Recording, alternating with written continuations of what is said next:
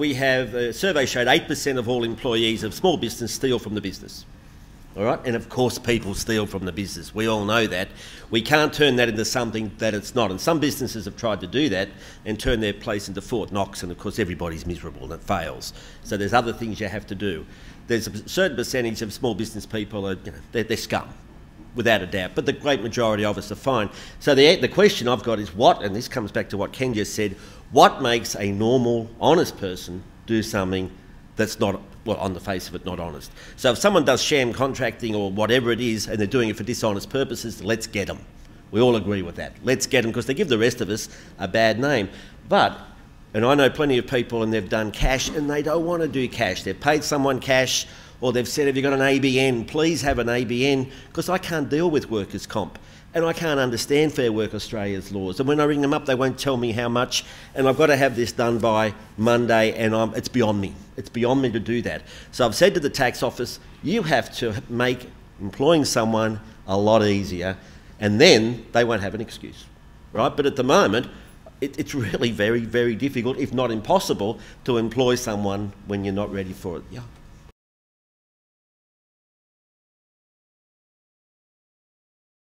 And we went over there and the Chinese government, you think they could do it themselves, but they said, we need a hand. We've got a lot of unemployed women here and they've started up their own businesses. And we want a process here to help women start their own business and survive because we know they will employ other people.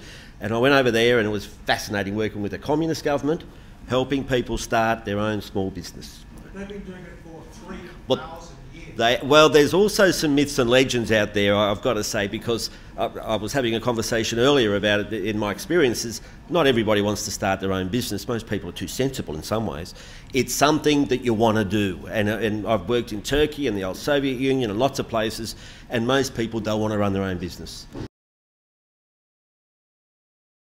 Well, you talk about Ricardo Semler. Ricardo Semler still talks about the people that didn't want to follow him because they didn't like his model. They wanted to be a true classic employee who did what they were asked to do, and they didn't want to get involved in selecting the manager or going through the whole process that he had. So a lot of people didn't want to work for Ricardo Semler. So it's a great model if you want to work in that model. And the public sector tried. They brought Ricardo Semler out to Australia to try and have him apply his model to the public sector. You're thinking there's no profit in the public sector. Anyway, it was quite funny. But Ricardo Semler is another good model. But again, it doesn't suit everybody. Koch Industries, I talk about it in my book, KOCH. It's the second largest private business in the world. It had, I think, last year or the year before, forget the figures, I think it was about a $90 billion turnover, right? So it's big. And they operate, privately owned, operate on the principles they call markets in the firm. I write about it extensively in the book, it's fabulous stuff, right? And what they say is essentially they have collapsed the employment pyramid. They haven't collapsed it as far as I think they could, but they've collapsed the employment pyramid. And like Semler, they deconstruct the firm into its little bits all the time. So all the firms are all individual. Now, I can give you some examples of how their philosophy. It's very interesting. I've read their management training manual. Once again, I talk about it in the book. And they talk about mental models. They don't need to tell anyone what to do because if you understand their mental model, you understand how to be a manager in their business. And their mental model is no different from you and I as consumers out in the marketplace, right? About the buying and selling between. So I'll give you some examples of what they did. Fairly simple stuff. They ship a whole lot of oil. They don't drill any oil, but they move it, right? And so they have divisions that maintain their truck fleet. So they've got these massive truck fleets. So what they did is they turned around to the divisions, for just one example, turned around to the divisions that do the maintenance of the trucks and said, look, you can compete for the work from the truck divisions and you can all compete against each other. You just put in bids for the work, right? And you can compete against external suppliers. So of course the pencils all got out pretty damn tight. And then everyone operates under individual business units, individual profit centres.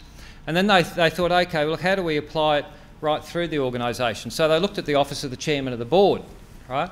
And the office of the chairman of the board used to put out all these reports about the company to everyone. And they said, so all these reports flying out, public service style reports. And then they said, oh, hang on a sec, what we'll do, the office of the chairman of the board will earn its income by selling the reports and no longer have a budget. Well, you can imagine what happened, right? The office of the chairman of the board went completely off the deep end, right? And all of a sudden they had to go and talk to their customers. Who were the customers? All the people who were supposed to receive the reports. So they went out to the customers and said, what do you actually need? How do you need it? And how often do we give it to you? And what do you actually need from us? And how much can you afford to pay for it, right? And so they create an internal market. Now, there's no reason why you can't apply that model to the school system, for example. Why should all of the schools be operating as divisions of some great bureaucracy that has a budget and hands out money to all of the schools? Fund the schools direct, turn them into individual business models that actually pay the teachers. And if the education department wants money from the schools, they have to sell services to the schools, and you'd completely reverse the whole thing and make the whole thing consumer driven. Right? So these sorts of models are there. It's just a matter of do we want to do it or not. And when you drill it all down and you keep going, apply Koch's model and Semler's model, and keep drilling it down, ultimately you wind up at the individual being a self-employed person. And that's where I don't think Koch or Semler have taken their thesis and their concepts, they haven't taken it to the end conclusion, and that's what drives me. And if I can say also that the other thing is we're all different. And that's the thing with we're all different. So small business like the truck driver down the road just wants to drive the truck. And she should be allowed to do that using common sense. I'm not talking lowest common denominator here. I'm talking about someone who can drive a truck, earn a living and move on.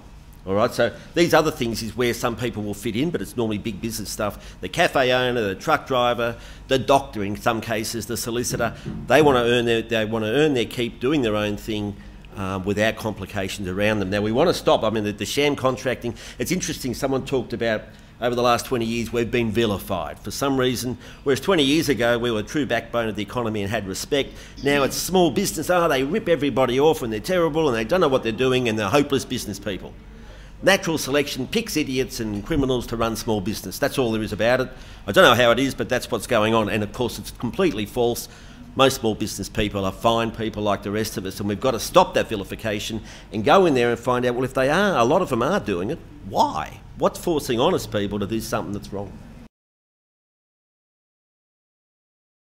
I've been on a ATO small business tax consultative committee for over a decade, right?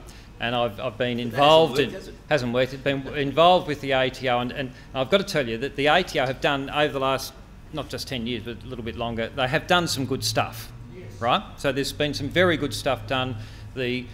For all of its faults, the BAS system, etc., actually works quite well, right? Now, in comparison to the United States, for example, right, this is a comparative issue that we're dealing with here. So, yeah. Just let the little man go in, fill in his own. But let me. Just like you buy a Virgin Yep. ticket and it's all over the road. Now, where their problem is, right, is, and it's interesting. One of the first meetings I attended, one of the tax officials said that they had round the table and said, "Okay, so a whole lot of small business people there. Tell us what you hear about." And people said, and he said, "You know what? It's really interesting. I go to the big business meetings with the big business consultative stuff." And they turn up with a whole lot of lawyers and they spend all of the time telling us at the tax office that we don't understand the tax rules and this is what it's supposed to be, right? So I come to a small business meeting and you're just saying to us, tell us what the rules are, right? And then we'll comply. Software has to have And rules every so over. the problem they've got, as Peter's saying, it's complexity upon complexity upon complexity, and they write rules that we don't know how to comply with, right? So if you're going to maximise your voluntary compliance under the tax system, which is what you're looking to do, simple damn rules, and they don't, and they just have the most inordinate trouble trying to do that. I know a lot of politicians, and there are very few of them that I've come across who don't go into it with the highest of intentions. And then you see them over a period of time crushed by the system. Right?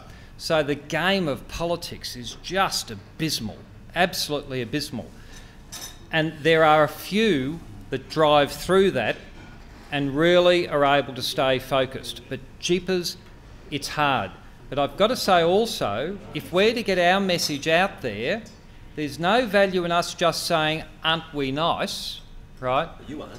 We've got to be product specific.